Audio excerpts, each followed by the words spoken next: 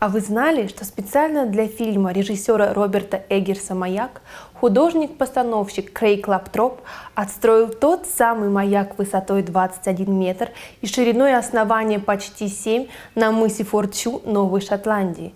4 с лишним гектара черных скал с видом на Атлантический океан. Помимо экстерьера и частичного интерьера дома, для сцен нужно было возвести строение для противотуманных сирен, лодочную станцию, сарай для хранения продуктов, остальное отстроили в студии в Галифаксе. Для съемки сцен «Русалки под водой», которую, кстати, сыграла украинская модель Валерия Караман, в студийном бассейне возвели небольшой кусок декорации в виде пляжа. К сожалению, фильм номинирован на «Оскар» только за операторскую работу. Если вдруг еще не видели этот безумный фильм, скорее бегите в кино. По телеку не покажут.